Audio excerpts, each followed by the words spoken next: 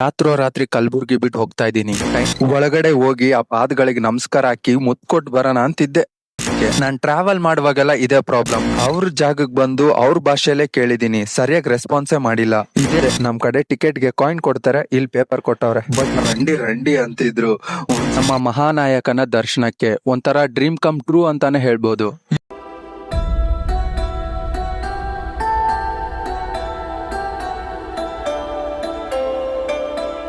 ಇವತ್ತಿನ ವ್ಲಾಗ್ ನನ್ನ friend room ಇಂದಾನೆ ಸ್ಟಾರ್ಟ್ ಮಾಡ್ತಾ ಇದ್ದೀನಿ. ಹಲೋ ನಮಸ್ಕಾರ ಎಲ್ಲಾರ್ಗು, welcome to my new vlog of the day. ರಾತ್ರಿ ಕಲ್ಬುರ್ಗಿ ಬಿಟ್ಟು ಹೋಗ್ತಾ ಇದ್ದೀನಿ. ಟೈಮ್ ಇವಾಗ 12:54. ಈ ರಾತ್ರಿಲಿ ನಾನು ಹೊರಟಿರೋದು ಹೈದರಾಬಾದ್ಗೆ. ಯಾಕೆ ಏನು ಅಂತ ಮುಂದೆ ಹೇಳ್ತೀನಿ. ಈ ಹೊತ್ತಲ್ಲಿ ನನಗೆ ಆಟೋ ಸಿಗುತ್ತೋ ಇಲ್ವೋ ಗೊತ್ತಿಲ್ಲ. ಸಿಕ್ಕಿಲ್ಲ ಅಂದ್ರೆ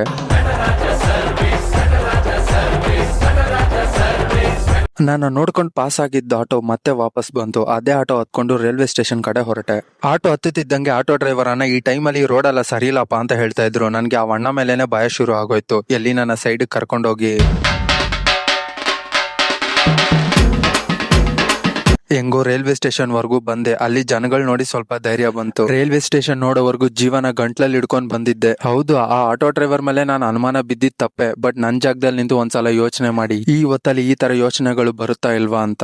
ಈ ಚಳಿಗೆ ಕೈಯೆಲ್ಲ ಐಸ್ ಗಡ್ಡೆ ತರ ಆಗೋಗಿತ್ತು. ಸ್ವಲ್ಪ ಎನರ್ಜಿ ಸಿಗ್ಲಿ ಅಂತ ಒಂದ್ ಕಪ್ ಟೀ ಕುಡ್ದೆ. ಟೈಮ್ ಇವಾಗ 1:15. ಟ್ರೈನ್ ಬರೋದು 2:35. ನಾನ್ ಟ್ರಾವೆಲ್ ಮಾಡುವಾಗೆಲ್ಲ ಇದೇ ಪ್ರಾಬ್ಲಮ್. ಬಂದ್ರೆ ಊರಿಗೆ ಮುಂಚೆ ಬರ್ತೀನಿ, ಬಂದಿಲ್ಲ ಅಂದ್ರೆ ಟ್ರೈನ್ ಮಿಸ್ ಆಗೋ ಟೈಮಿಗೆ ಬರ್ತೀನಿ. ನಾನ್ ಹೋಗೋ ಟ್ರೈನ್ ನಂಬರ್ 22717 2:35. ಇವ್ರ ಈ ತರ ಬೆಡ್ಶೀಟ್ ಹೊದ್ಕೊಂಡು ಸ್ಟೇಷನ್ ಅಲ್ಲೇ ಮಲಗಿದ್ರು ಸಹ ಇವ್ರಿಗೆ ಬಂದಿರೋ ನಿದ್ದೆ ನೆನ್ಸ್ಕೊಂಡ್ರೇನೆ ನಿದ್ದೆ ಬರುತ್ತೆ. ಇವಾಗ ವಿಷಯಕ್ಕೆ ಬರ್ತೀನಿ. ಹೈದರಾಬಾದ್ಗೆ ಹೋಗ್ತಿರೋ ಕಾರಣ ಏನಂದ್ರೆ RRB ಕಾಂಪಿಟೇಟಿವ್ ಎಕ್ಸಾಮ್ ಬರೆಯಕ್ ಹೋಗ್ತಾ ಇದ್ದೀನಿ. ಎಕ್ಸಾಮ್ ಇರೋದು ಇವತ್ ಮಧ್ಯಾಹ್ನ 3 ಗಂಟೆಗೆ. ಟ್ರೈನ್ ಬರೋದಕ್ಕೆ ಇನ್ನು 1 ಅವರ್ ಟೈಮ್ ಇದೆ. ಅದಕ್ಕೆ ವೇಟಿಂಗ್ ರೂಮ್ ಅಲ್ಲಿ ಫೋನ್ ಚಾರ್ಜಿಂಗ್ ಇಟ್ಟು ಟ್ರೈನ್ ಗೆ ವೇಟ್ ಮಾಡ್ತಿದ್ದೆ. ಇಲ್ಲಿ ಮಾನಿಟರ್ ಕೂಡ ಇಟ್ಟಿದ್ರು, ಟ್ರೈನ್ ಯಾವಾಗ ಬರುತ್ತೆ ಅಂತ ಈಸಿಯಾಗಿ ಗೊತ್ತಾಗುತ್ತೆ. ಟ್ರೈನ್ ಬರೋದಕ್ಕೆ ಇನ್ನೇನ್ 20 ನಿಮಿಷ ಇತ್ತು. 2ನೇ ಪ್ಲಾಟ್ಫಾರ್ಮ್ ಬರುತ್ತೆ.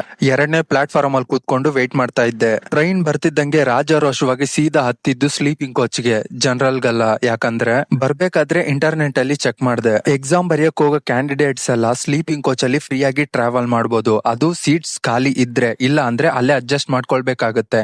ನನ್ ಪುಣ್ಯಕ್ಕೆ ಖಾಲಿ ಇತ್ತು, ಸಿಕ್ತು. ಹೋಗ್ತಾ ಒಂದ್ ಸೀಟ್ ಇರ್ಲಿ, ಅರ್ಧಕ್ಕರ್ಧ ಡಬ್ಬಾನೇ ಖಾಲಿ ಆಯ್ತು. ನಂದೇ ಟ್ರೈನ್ ಅನ್ನೋ ಫೀಲ್ ಅನ್ಕೊಳ್ಳಿ. ಇನ್ನೇನು ಸ್ಟೇಷನ್ ಬರ್ತಿದ್ದಂಗೆ ಎಚ್ಚರ ಆಯ್ತು. ಎದ್ದು ಕೂತ್ಕೊಂಡೆ. ಇವಾಗ ನಾನ್ ಹೇಳ್ಕೋಬೇಕಾಗಿರೋ ಸ್ಟೇಷನ್ ಯಾವ್ದಂದ್ರೆ ಹೈದರಾಬಾದ್ನ ಸಿಕಂದ್ರಾಬಾದ್. ಮೈಂಡ್ ನಡುಗ್ಸೋದ್ರಲ್ಲಿ ಒಂಥರ ಸುಖ. ಸಿಕಂದ್ರಾಬಾದ್ ರೈಲ್ವೆ ಸ್ಟೇಷನ್ ಅಲ್ಲಿ ಇಳ್ಕೊಂಡು ವೇಟಿಂಗ್ ರೂಮ್ಗೆ ಹೋಗಿ ಫ್ರೆಶ್ ಅಪ್ ಆಗಿ ಇಲ್ಲಿಂದ ನಾನು ಫಸ್ಟ್ ಹೋಗಿದ್ದೆ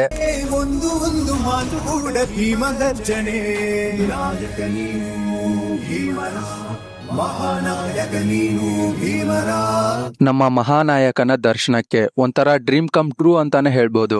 ಇಲ್ಲೂ ಒಂದು ಡಿಸಪಾಯಿಂಟ್ಮೆಂಟ್ ಏನಂದ್ರೆ ಒಳಗಡೆ ಬಿಡಲ್ವಂತೆ. ಏಪ್ರಿಲ್ ತಿಂಗಳಲ್ಲಿ ಮಾತ್ರ ಬಿಡೋದು, ಅದು 4 ದಿನಕ್ಕೆ ಮಾತ್ರ. ಯಾಕೋ ನಿಮ್ ಹಣೆ ಬರನೇ ಸರಿಗಿಲ್ಲ ತಲುರೆ. ಒಳಗಡೆ ಹೋಗಿ ಆ ಪಾದಗಳಿಗೆ ನಮಸ್ಕಾರ ಹಾಕಿ ಮುತ್ ಕೊಟ್ಟು ಬರೋಣ ಅಂತಿದ್ದೆ. ಅವೆಲ್ಲ ಆಗ್ಲಿಲ್ಲ. ಟು ಬಿ ಆನೆಸ್ಟ್, ನಾನ್ ಎಕ್ಸಾಮ್ ಬರೆಯಕ್ ಬಂದು ಅದೇ ಗ್ಯಾಪ್ ಅಲ್ಲಿ ಅಂಬೇಡ್ಕರ್ ಅವ್ರನ್ನ ನೋಡೋಣ ಅಂತ ಅಲ್ಲ, ಮಹಾನಾಯಕನ ದರ್ಶನ ಮಾಡ್ಕೊಂಡು ಹಂಗೆ ಎಕ್ಸಾಮ್ ಬರೆದ್ರೆ ಆಯ್ತು ಅಂತ ಬಂದಿದ್ದು. ನೋಡಿ ಕಣ್ ತುಂಬಿಸ್ಕೊಂಡೆ ಅಂತ ಖುಷಿ ಪಡ್ಲಾ, ಇಲ್ಲ ಆ ಪಾದಗಳನ್ನ ಮುಟ್ಟಕ್ಕಾಗಿಲ್ವಲ್ಲ ಅಂತ ದುಃಖ ಪಡ್ಲಾ. ಆದ್ರೂ ಮನ್ಸಿಗೆ ಒಂಥರ ಸಮಾಧಾನ ಆಯ್ತು. ಇಲ್ಲಿಂದ ಹೋಗಕ್ಕೆ ಮನ್ಸಾಗ್ತಿಲ್ಲ. ನೋಡೋಣ, ಏಪ್ರಿಲ್ ತಿಂಗಳಲ್ಲಿ ಅಲ್ವಾ, ಇನ್ನ 4 ತಿಂಗಳು. ಡೆಫಿನೆಟ್ಲಿ ಬರ್ತೀನಿ. ಅದೆಷ್ಟೇ ರಶ್ ಇದ್ರು ಪರವಾಗಿಲ್ಲ. ಮತ್ತೆ ಅಲ್ಲೇ ಒಳ್ಳೆ ಜಾಗದಲ್ಲಿ ಒಳ್ಳೆ ನಾಷ್ಟ ಸಿಕ್ತು. ನಾಷ್ಟ ಮುಗಿಸ್ಕೊಂಡು ಮತ್ತೆ ಬೇರೆ ಕಡೆ ಯಾವ ಒಳ್ಳೆ ಪ್ಲೇಸಸ್ ಇದೆ ಅಂತ ನೋಡೋಣ ಅಂತ ಹೊರಟೆ. ಹಿಂಗೆ ನಡ್ಕೊಂಡು ಹೋಗ್ತಿರ್ಬೇಕಾದ್ರೆ ನನ್ ರೈಟ್ ಸೈಡ್ ಅಲ್ಲಿ ಒಂದ್ ಪಾರ್ಕ್ ಬಂತು. ಚೆನ್ನಾಗಿದ್ಯಲ್ಲ ಅಂತ ನೋಡ್ತಿರ್ಬೇಕಾದ್ರೆ ಆ ಪಾರ್ಕ್ ಸೆಕ್ಯೂರಿಟಿ ಚಪ್ಲಿ ಬಿಟ್ಬಿಟ್ಟು ಒಳಗಡೆ ಹೋಗಿ ಸಮಾಧಿ ನೋಡ್ಕೊಂಡ್ ಬಾರಪ್ಪ ಅಂತ ಹೇಳಿದ್ರು. ಚಪ್ಲಿ ಬಿಟ್ಟು ಸಮಾಧಿ ಒಳಗಡೆ ಹೋದೆ. ಸುತ್ತಮುತ್ತ ತುಂಬಾ ಚೆನ್ನಾಗಿತ್ತು. ಆದ್ರೆ ಇದು ಯಾರ್ ಸಮಾಧಿ ಅಂತಾನೆ ಗೊತ್ತಾಗಿಲ್ಲ. ಸೆಕ್ಯೂರಿಟಿ ಅವರು ತೆಲುಗು ಅಲ್ಲಿ ಹೇಳಿದ್ರು, ನನ್ಗೆ ಅರ್ಥ ಆಗಿಲ್ಲ. ಒಳಗಡೆ ಒಂದು ಫೋಟೋ ಆಗ್ಲಿ ಹೆಸರಾಗ್ಲಿ ಏನು ಕೂಡ ಇರ್ಲಿಲ್ಲ. ಇಷ್ಟು ಚೆನ್ನಾಗ್ ಕಟ್ಸಿದಾರ ಅಂದ್ಮೇಲೆ ಯಾರೋ ಪುಣ್ಯಾತ್ಮನೇ ಆಗಿರ್ಬೇಕು ಅಂತ ಅನ್ಕೊಂಡು ಹೊರಗಡೆ ಬರ್ಬೇಕಾದ್ರೆ ಅಲ್ಲಿ ಒಂದು ಬೋರ್ಡ್ ಕಾಣಿಸ್ತು. ಬಟ್ ಅದು ತೆಲುಗು ಅಲ್ಲಿ ಬರ್ದಿತ್ತು. ಟ್ರಾನ್ಸ್ಲೇಟ್ ಮಾಡಿ ನೋಡ್ದೆ, ಅವಾಗ ಗೊತ್ತಾಯ್ತು ಇದು ನಮ್ಮ ಹುಲಿ ಫೈಟರ್ ಜೂನಿಯರ್ NTR ಇದಾರಲ್ವಾ, ಅವ್ರ ತಾತರಾದಂತ ನಂದಮುರಿ ತಾರಕ ರಾಮರಾವ್ ಅವರ ಸ್ಮಾರಕ. Once upon A time CM of Andhra Pradesh. ಹಂಗೆ ನಡ್ಕೊಂಡ್ ಮುಂದೆ ಬಂದೆ. ಇದು ಯಾವ್ದೋ ಪ್ಯಾಲೇಸ್ ಕಾಣಿಸ್ತು. ಇದು ನೋಡಕ್ಕೆ ಸಿಮಿಲರ್ ನಮ್ಮ ಮೈಸೂರಲ್ಲಿರುವ ಲಲಿತ್ ಮಹಲ್ ಪ್ಯಾಲೇಸ್ ತರ ಇದೆ. ಬಟ್ ಇದು ಪ್ಯಾಲೇಸ್ ಅಲ್ಲ. ಇಲ್ಲಿ ಏನೋ ಬರ್ದಿದ್ದಾರೆ, ಡಾಕ್ಟರ್ BR ಅಂಬೇಡ್ಕರ್. ಅಷ್ಟೇ ನನ್ಗೆ ಅರ್ಥ ಆಗಿದ್ದು. ಹೋಗ್ಲಿ ಅತ್ತಾಗೆ ಇದನ್ನು ಟ್ರಾನ್ಸ್ಲೇಟ್ ಮಾಡೋಣ ಅಂತ ಮಾಡ್ ನೋಡ್ದೆ. ಡಾಕ್ಟರ್ BR ಅಂಬೇಡ್ಕರ್ ತೆಲಂಗಾಣ ರಾಜ್ಯ ಸಚಿವಾಲಯ. ಆದ್ರೂ ಪರ್ಟಿಕ್ಯುಲರ್ ಫರಕ್ ಗೊತ್ತಾಗಿಲ್ಲ. ನೋಡಕ್ಕೇನೋ ಸುಂದರವಾಗಿದೆ, ಆದ್ರೆ ಪರ್ಟಿಕ್ಯುಲರ್ ಆಗಿ ಇದೇನು ಇದ್ರ ಒಳಗಡೆ ಏನ್ ನಡೆಯುತ್ತೆ ಅಂತ ಗೊತ್ತಾಗಿಲ್ಲ. ಇದು ಮತ್ತೆ ಇದು ಏನ್ ಹೇಳ್ಬೇಕು, ದೀಪ ಅಂತ ಹೇಳ್ಬೇಕೋ ಏನ್ ಹೇಳ್ಬೇಕೋ ಗೊತ್ತಿಲ್ಲ. ಇಲ್ಲಿರೋ ಲೋಕಲ್ ಜನಗಳಿಗೆನೆ ಈ ಪ್ಯಾಲೇಸು ಮತ್ತೆ ಈ ದೀಪ ಏನು ಅಂತ ಕೇಳ್ದೆ, ಸರಿಯಾಗಿ ಆನ್ಸರ್ ಮಾಡಕ್ಕೆ ರೆಡಿ ಇಲ್ಲ. ಅವ್ರ ಜಾಗಕ್ಕೆ ಬಂದು ಅವ್ರ ಭಾಷೆಯಲ್ಲೇ ಕೇಳಿದೀನಿ, ಸರಿಯಾಗಿ ರೆಸ್ಪಾನ್ಸೇ ಮಾಡಿಲ್ಲ. ಇದೇ ನಂತರ ನಮ್ ಕಡೆ ಯಾರಾದ್ರೂ ಅಡ್ರೆಸ್ ಆಗ್ಲಿ ಯಾವ್ದ್ರ ಬಗ್ಗೆ ಆದ್ರೂ ಕೇಳಿದ್ರೆ ಅದ್ರ ಜಾತ್ಕಾನೇ ಕೊಟ್ಬಿಡ್ತೀವಿ. ನಾವು ಕನ್ನಡಿಗರಲ್ಲವೋ, ವಿಶಾಲ ಹೃದಯದವರು.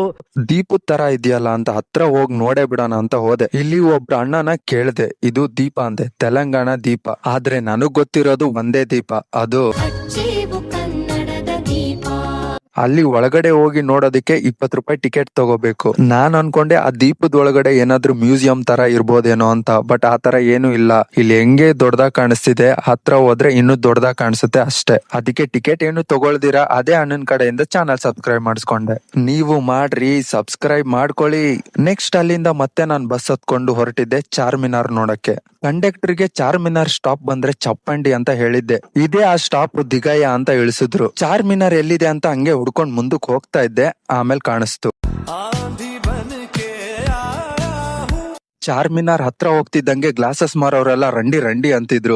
ಒಂದ್ ಸೆಕೆಂಡ್ ಹಾ ಅಂತ ಅನ್ಸ್ಬಿಡ್ತು. ಕೇಳಿಸ್ಕೊಳಕ್ ಆಗದೆ ಹೋಗ್ಲಿ ಅಂತ ನಾನು ಒಂದ್ ಗ್ಲಾಸ್ ತಗೊಂಡೆ, ನೋಡಿ ಹೆಂಗಿದೆ. ಚಾರ್ಮಿನಾರ್ ನೋಡಾದ್ಮೇಲೆ ರೈಲ್ವೆ ಸ್ಟೇಷನ್ ಕಡೆ ಹೊರಟೆ. ಅಲ್ಲಿಂದ ರ್ಯಾಪಿಡೋ ಬುಕ್ ಮಾಡ್ಕೊಂಡು ಸೀದಾ ಹೋಗಿದ್ದು ಎಕ್ಸಾಮ್ ಸೆಂಟರ್ ಹತ್ರ. ನಾನ್ ರೀಚ್ ಆದಾಗ ಫಸ್ಟ್ ಬ್ಯಾಚ್ ಎಕ್ಸಾಮ್ ಮುಗಿಸ್ಕೊಂಡು ಆಚೆ ಕಡೆ ಬರ್ತಾ ಇದ್ರು. ನಾನ್ ಎಕ್ಸಾಮ್ ಮುಗಿಸ್ಕೊಂಡ್ ಬರುವಷ್ಟ್ರಲ್ಲಿ ಸಂಜೆ ಆಗಿ ಆಲ್ಮೋಸ್ಟ್ ರಾತ್ರಿ ಆಗ್ತಾ ಇತ್ತು. ಇವಾಗ ನಾನ್ ಹೋಗ್ಬೇಕಾಗಿರೋದು ರೈಲ್ವೆ ಸ್ಟೇಷನ್ಗೆ. ಹೋಗ್ತಾ ದಾರಿಲಿ ಹೈದರಾಬಾದ್ ಪಾನಿಪುರಿ ಟೇಸ್ಟ್ ಮಾಡಿದೆ, ಚೆನ್ನಾಗಿತ್ತು. ಪಾನಿಪುರಿ ಅಂಗಡಿ ಎದುರುಗಡೆ ಮೆಟ್ರೋ ಸ್ಟೇಷನ್ ಇತ್ತು. ಹೈದರಾಬಾದ್ ಮೆಟ್ರೋನು ನೋಡ್ಬಿಡೋಣ ಅಂತ ಹೋದೆ. ನಮ್ ಕಡೆ ಟಿಕೆಟ್ ಗೆ ಕಾಯಿನ್ ಕೊಡ್ತಾರೆ, ಇಲ್ಲಿ ಪೇಪರ್ ಕೊಟ್ಟವ್ರೆ. ಬಟ್ ನಮ್ ಕಡೆ ಕಂಪೇರ್ ಮಾಡಿದ್ರೆ ಇಲ್ಲಿ ಟಿಕೆಟ್ ಪ್ರೈಸ್ ಕಮ್ಮಿ. ಮೆಟ್ರೋ ಹೇಗಿರ್ಬೋದು ಅಂತ ಕ್ಯೂರಿಯಾಸಿಟಿಯಿಂದ ಹೋದೆ. ಏನು ಡಿಫ್ರೆನ್ಸ್ ಇಲ್ಲ, ನಮ್ ಕಡೆ ತರಾನೇ. ಅದು ಇದು ಪ್ರಮೋಷನ್ ಅಂತ ಸ್ಟಿಕ್ಕರ್ ಅಂಟಿಸಿ ಟ್ಯಾಪೆ ಹಾಕ್ಬಿಟ್ಟಿದ್ದಾರೆ. ಫಸ್ಟ್ ಸ್ಟಾಪ್ ನಮ್ದೇ ಅನ್ಸುತ್ತೆ. ಸೀಟ್ ಖಾಲಿ ಇತ್ತು, ಆರಾಮಾಗಿ ಹೋಗಿ ಕೂತ್ಕೊಂಡೆ. ಇವಾಗ ನಾನಿರೋದು LB ನಗರ್ ಅಲ್ಲಿ. ಇಲ್ಲಿಂದ MG ಬಸ್ ಸ್ಟೇಷನ್ ಅಲ್ಲಿ ಇಳ್ಕೊಂಡು ಮತ್ತೆ ಅಲ್ಲಿಂದ ಸಿಕಂದ್ರಾಬಾದ್ ರೈಲ್ವೆ ಸ್ಟೇಷನ್ಗೆ ಹೋಗ್ಬೇಕು. MG ಬಸ್ ಸ್ಟೇಷನ್ ಅಲ್ಲಿ ಇಳ್ಕೊಂಡು ಅಲ್ಲಿಂದ ರೈಲ್ವೆ ಸ್ಟೇಷನ್ಗೆ ಹೋಗಿ ಸೀದಾ ನಮ್ಮೂರ್ ಟ್ರೈನ್ ಹತ್ತದೆ. ಒಂಥರ ಚೆನ್ನಾಗಿತ್ತು. ಬಟ್ ನೆಕ್ಸ್ಟ್ ಟೈಮ್ ಹೈದರಾಬಾದ್ ನೇ ಎಕ್ಸ್ಪ್ಲೋರ್ ಮಾಡ್ಬೇಕು ಅಂತ ಒಂದಿನ ಬರ್ಬೇಕು. ಅಲ್ಲಿವರೆಗೂ ಈ ವ್ಲಾಗ್ ವಿಡಿಯೋನ ಲೈಕ್ ಮಾಡಿ, ಶೇರ್ ಮಾಡಿ, ಸಬ್ಸ್ಕ್ರೈಬ್ ಮಾಡಿ. ಇವತ್ತಿನ ವ್ಲಾಗ್ ಅಲ್ಲಿ ಇದ್ದಿದ್ ಸಮಾಚಾರ ಇಷ್ಟೇ. ಮತ್ತೆ ಸಿಗ್ತೀನಿ ಮುಂದಿನ ವ್ಲಾಗ್ ವಿಡಿಯೋ ಅಲ್ಲಿ. ಟಿಲ್ ದೆನ್ ಟೇಕ್ ಕೇರ್, ಜೈ ಭೀಮ್, ನಮಸ್ಕಾರ.